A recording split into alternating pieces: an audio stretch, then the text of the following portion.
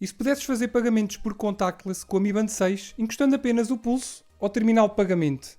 Parece ser uma função demasiado boa para ser verdade, mas a verdade é que está prestes a acontecer. A Xiaomi Mi Band 6, quando foi lançada em março deste ano, desiludiu muitos utilizadores europeus que esperavam que esta nova geração da Mi Band trouxesse NFC para permitir pagamentos contactless, entre outras funcionalidades. De facto, existe uma Mi Band 6 com NFC, mas a mesma é comercializada apenas no mercado chinês. O mesmo aconteceu com a Mi Band 5 e no caso da Mi Band 4 até foi lançada uma versão com NFC fora da China, mas ficou limitada a poucos países como a Ucrânia e a Bielorrússia. Mas ao que tudo indica, a Xiaomi poderá estar mesmo a preparar uma versão com NFC para o mercado europeu, uma vez que o site italiano Xiaomi Today descobriu uma certificação feita pelos reguladores italianos da versão XMS H16HM da Mi Band 6. Versão esta que apenas é comercializada na China e que tem um módulo NFC incorporado. A versão sem NFC e que é comercializada a nível global é a versão XMSH15HM. Uma coisa é certa, o facto de um produto ser certificado não significa à partida que o produto seja efetivamente lançado, mas isto demonstra a vontade que a marca tem em lançar esse produto. O que podemos esperar, e à partida que é o que irá acontecer, é que esta Mi Band 6 com NFC vai ser lançada por enquanto em Itália, mas tenho esperança que esse lançamento se expanda para o resto da Europa e quem sabe para o resto do mundo. Como eu já mencionei mais atrás, a Mi Band 4 NFC foi lançada em alguns países fora da China, mas apenas é possível utilizar com cartões Mastercard e com algumas limitações devido a uma parceria entre a Xiaomi e a Mastercard que apenas existe em alguns países, mas parece que recentemente as duas empresas voltaram a reunir-se e assinaram